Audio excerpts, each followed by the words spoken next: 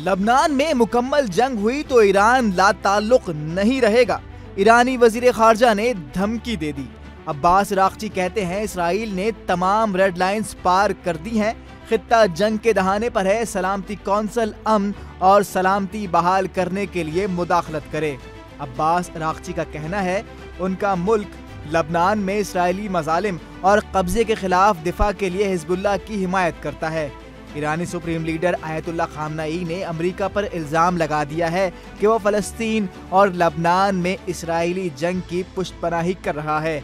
America ना सिर्फ जंग में मुलव्विस है बल्कि इसराइल का ये जंग जीतना अमेरिका की ज़रूरत है। आयतुल्लाह खामनाई का कहना है हालांकि इस जंग में नुकसान हिजबुल्लाह को पहुंचा है, लेकिन ये जंग इसराइल नहीं मज़ाहमती क़ुव्वतें जीतेंगी।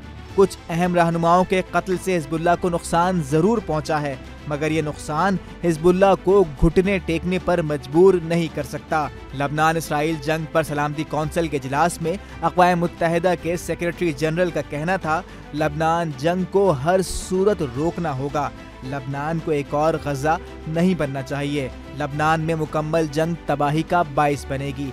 सेक्रेटरी जनरल एंटोनियो गुतेरेस का कहना था लबनान की खुद मुख्तारी का एहतराम करना चाहिए।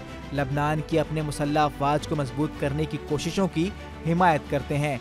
इजलास में इसराइली मंदूब ने कहा कि उनका मुल्क लबनान में सफारतकारी को तरजीह देगा। अगर सफारती तरीका नाकाम हुआ तो इसराइल तमाम ऑप्शंस इस्तेमाल करेगा। हिजबुल्लाह ने कार्रवाइयाँ रोकी तो इसराइल फौरी तौर पर रुक जाएगा।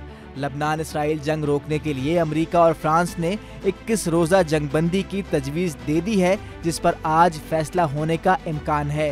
गैर मुल्की मीडिया के मुताबिक सऊदी अरब, मुत्तहिदा अरब अमारात, Qatar, Japan, Australia, Canada, Germany, Italy और यूरोपीय यूनियन ने भी जंगबंदी तजवीज़ की हिमायत कर दी है। मज़ीद न्यूज़ अपडेट्स और डिजिटल स्टोरीज के लिए सब्सक्राइब करें डॉन न्यूज़ पाकिस्तान।